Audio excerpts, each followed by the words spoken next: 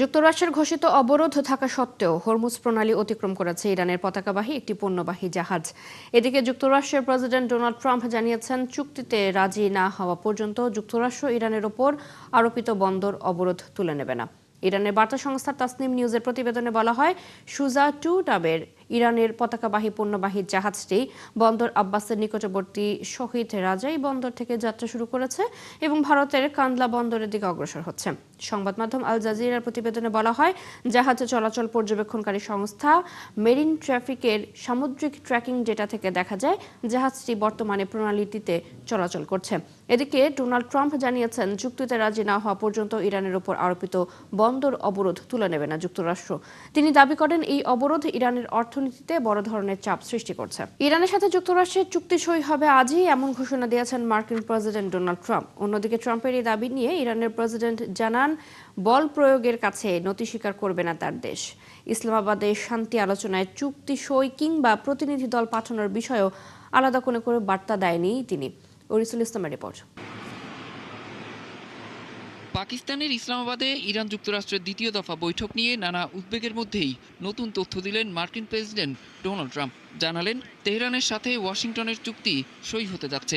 মার্কিন সংবাদ মাধ্যম ফক্স নিউজকে দেয়া এক সাক্ষাৎকারে তিনি কথা বলেন।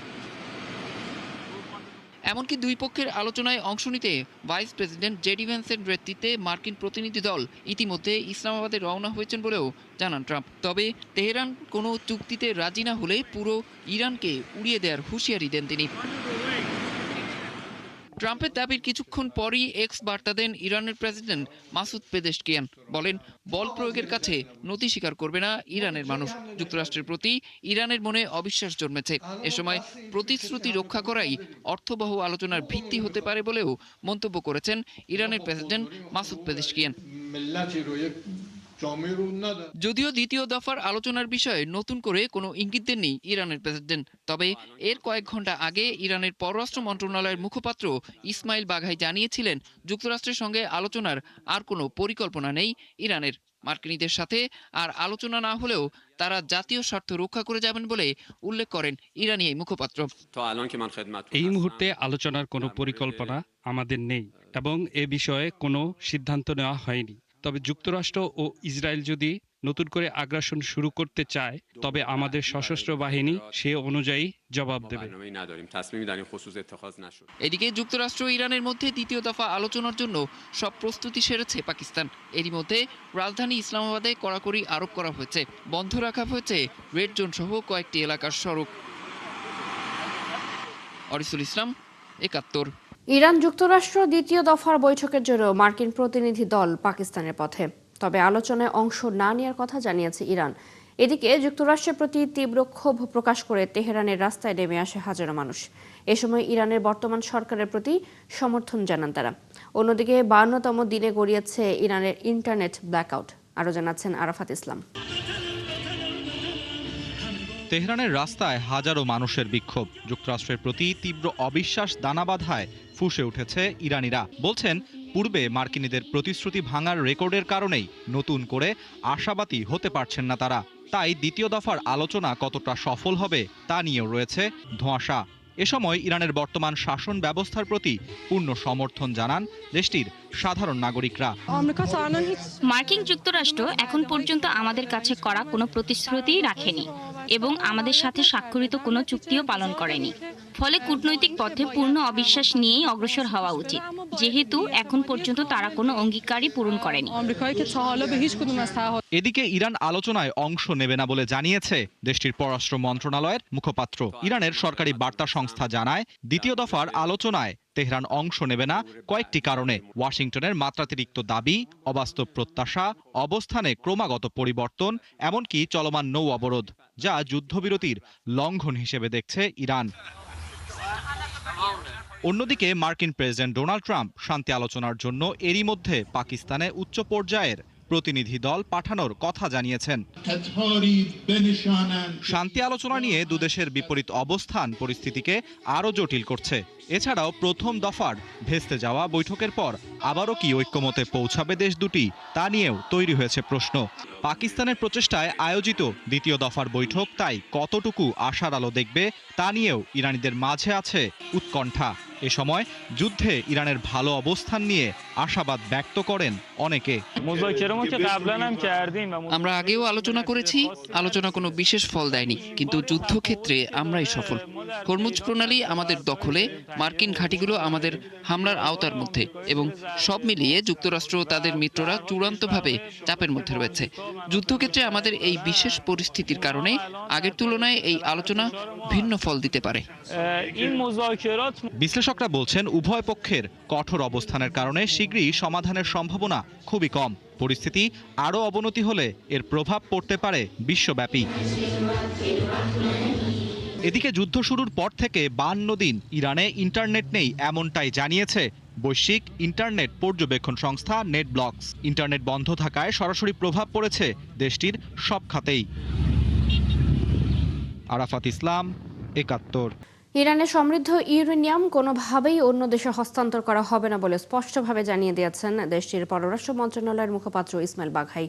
তিনি জোর দিয়ে বলেছেন, ইউরেনিয়াম তাদের কাছে ঠিক দেশের মাটির মতোই গুরুত্বপূর্ণ ও পবিত্র। বর্তমান বা অতীত কোনো সময়ই এই ইস্যু নিয়ে কোনো দেশের সাথে আলোচনাই হয়নি তেহরানের। দেশের পারমাণবিক অর্জন দেশের ভেতরেই সংরক্ষণ করা হবে। তিনি ইউরেনিয়াম কার্যক্রম বন্ধের প্রস্তাবও প্রত্যাখ্যান করেন। সেই সাথে বিষয়টিকে জাতীয় মর্যাদা ও সম্পদের সাথে তুলনা করেন তিনি। জাতীয় সম্পদকে নাগরিকদের জীবনের মতোই গুরুত্ব দেওয়া উচিত। ইরানের পারমাণবিক কর্মসূচি বহু বছর ধরে স্থানীয় বিজ্ঞানীদের প্রচেষ্টার ফল বলেও মন্তব্য করেন বাঘাই।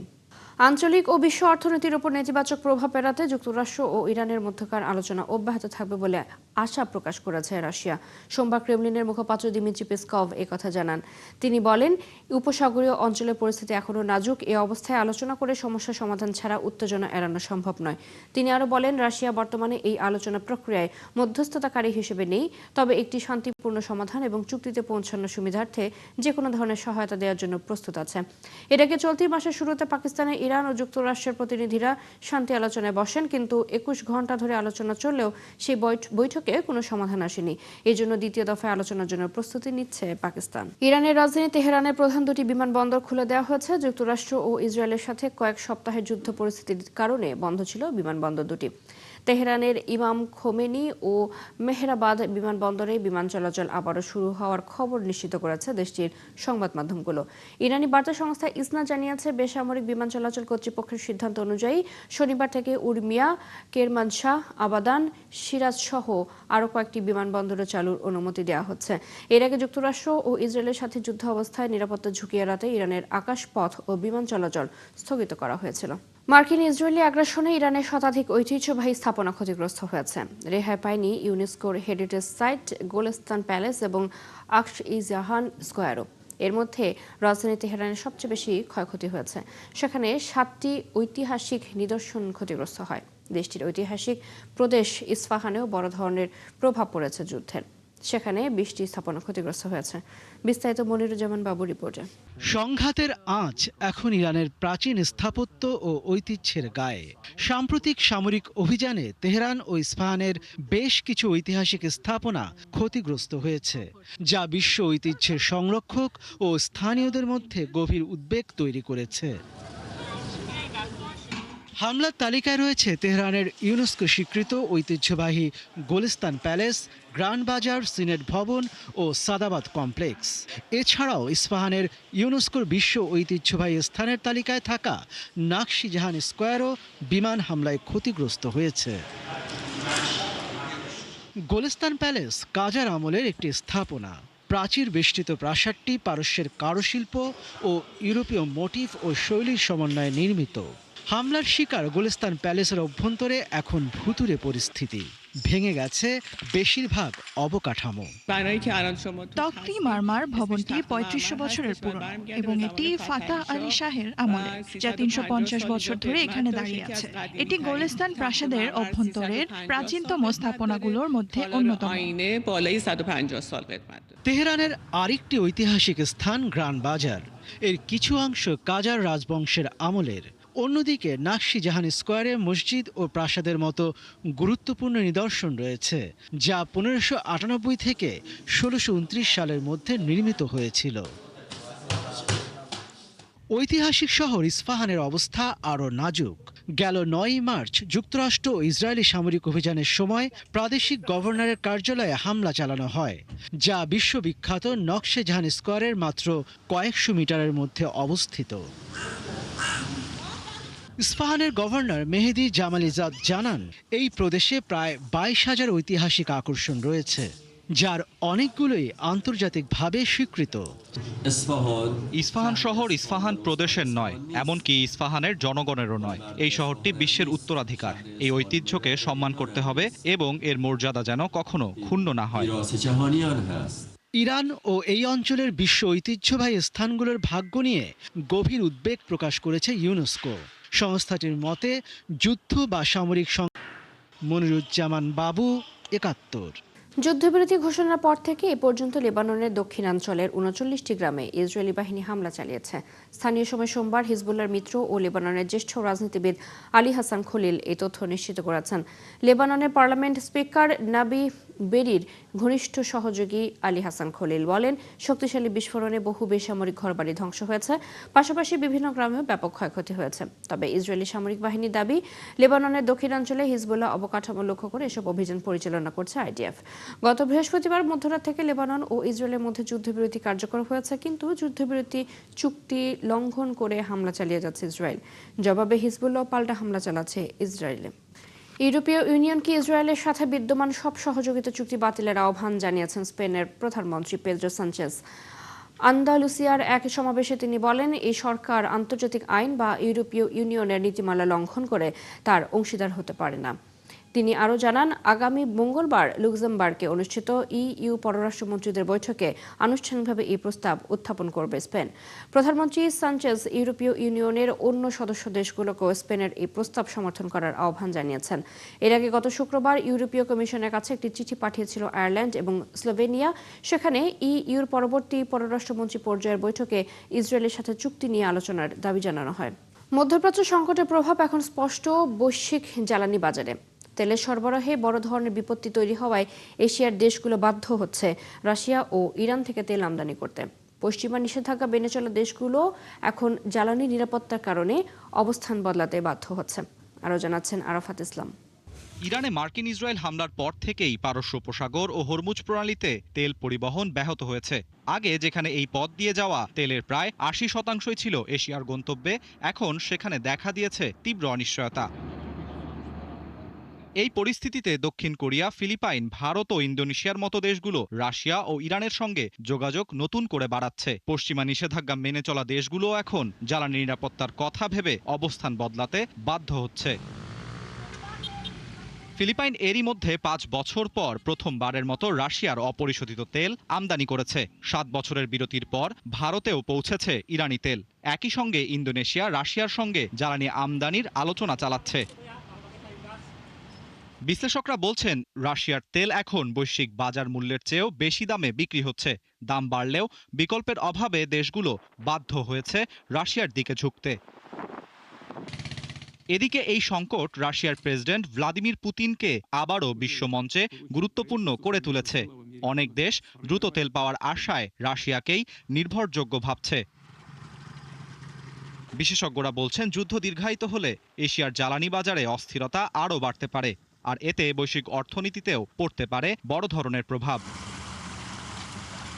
আরাফাত ইসলাম, ৭১। মধ্যপ্রাচ্যে ভূ রাজনৈতিক সমীকরণ দ্রুত পরিবর্তন হচ্ছে। গত 28 ফেব্রুয়ারি যুক্তরাষ্ট্রের অপারেশন এপিক ফিউরি শুরুর পর থেকে ইরানের সামরিক সক্ষমতা বৃদ্ধিতে পর্দার আড়াল থেকে বড় ভূমিকা পালন করছে চীনের উন্নত স্যাটেলাইট প্রযুক্তি। বিশ্লেষকদের মতে সরাসরি অস্ত্র সহায়তার চেয়েও বেশি কাজে দিচ্ছে চীনের এই মহাকাশ ভিত্তিক গোয়েন্দা তথ্য। বিস্তারিত মনিরুজ্জামান বাবুর রিপোর্টে। দীর্ঘদিন ধরে মহাকাশ থেকে তোলা উচ্চমানের ছবির বাজারে যুক্তরাষ্ট্রের একচ্ছত্র আধিপত্য ছিল, কিন্তু ট্রাম্প প্রশাসনের কঠোর বিধিনিষেধের কারণে মার্কিন বাণিজ্যিক স্যাটেলাইট কোম্পানিগুলো সাংবাদিক ও গবেষকদের তথ্য দেওয়া বন্ধ করে দেয়। এই শূন্যস্থান দ্রুত দখল করে নিয়েছে চীনা প্রতিষ্ঠানগুলো। বর্তমানে চীনের কাছে 640টিরও বেশি রিমোট সেন্সিং স্যাটেলাইট রয়েছে, যার মধ্যে কেবল 2025 সালেই 120টি উৎক্ষেপণ করেছে তারা। ফিনান্সিয়াল টাইমসের এক প্রতিবেদনে দাবি করা হয়েছে ইরানের রেভলিউশনারি গার্ড আইআরজিসি একটি চীনা স্যাটেলাইট কিনে নিয়েছে।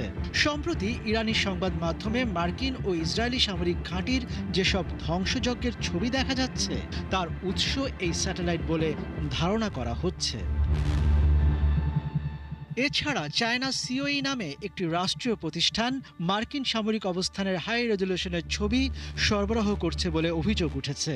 শতাধিক স্যাটেলাইট নিয়ে গঠিত চীনের জিলিন ওয়ান স্যাটেলাইট নেটওয়ার্ক পৃথিবীর যে কোনো স্থানের ছবি প্রতি 10 মিনিটে একবার তুলতে সক্ষম হওয়ার লক্ষ্য নিয়ে কাজ করছে, যা মার্কিন প্রযুক্তির চেয়েও দ্রুততর। চীনা প্রতিষ্ঠানগুলো শুধু ছবি, রুশ ভাড়াটে বাহিনী ওয়াগনার গ্রুপ বা ইয়েমেনের হুতি বিদ্রোহীদের তথ্য সরবরাহের অভিযোগে অনেক চীনা প্রতিষ্ঠানের উপর মার্কিন নিষেধাজ্ঞা রয়েছে।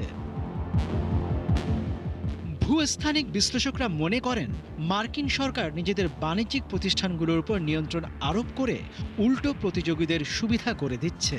বিশেষজ্ঞদের মতে একসময় আশা করা হয়েছিল স্যাটেলাইট প্রযুক্তি বিশ্বে স্বচ্ছতা আনবে। বাস্তবে তা কিছু ক্ষেত্রে ঘটলেও আশানুরূপ হচ্ছে না। মনিরুজ্জামান বাবু, ৭১। তাইওয়ান প্রণালী অতিক্রম করল বেইজিংয়ের প্রথম এবং সবচেয়ে পুরনো বিমানবাহী রণতরী লিয়াওনিং। তাইওয়ানের প্রতিরক্ষা মন্ত্রণালয় এক বিবৃতিতে এই তথ্য নিশ্চিত করেছে। তাইপে জানায় রণতরীটির গতিবিধির ওপর কড়া নজর রেখেছে তারা। চীন প্রায় তাইওয়ানের আশেপাশে সামরিক তৎপরতা চালাচ্ছে বলে অভিযোগ করে তাইওয়ান। গত শুক্রবার এই প্রণালী দিয়ে জাপানি যুদ্ধজাহাজ চলাচলের ঘটনায় তীব্র ক্ষোভ জানিয়েছিল বেইজিং। সেই ঘটনার রেশ কাটতে না কাটতেই এবার নিজেদের শক্তি দেখাতে লিয়াওনিংকে নামালো চীন। অঞ্চলটিতে বেইজিংয়ের ক্রমবর্ধমান সামরিক উপস্থিতিকে নিজেদের উপর ধারাবাহিক চাপের অংশ হিসেবে দেখছে তাইওয়ান সরকার। এই ছিল এখনকার আয়োজনে। বিশ্বের আরো নতুন কিছু খবর এবং বিশ্লেষণ নিয়ে দুপুর 1:30 আবার হাজির হবে বিশ্বযোগ। চোখ রাখুন ৭১-এর ফেসবুক পেজে, সাবস্ক্রাইব করুন ৭১-এর ইউটিউব চ্যানেল। ৭১-এর সাথে থাকুন।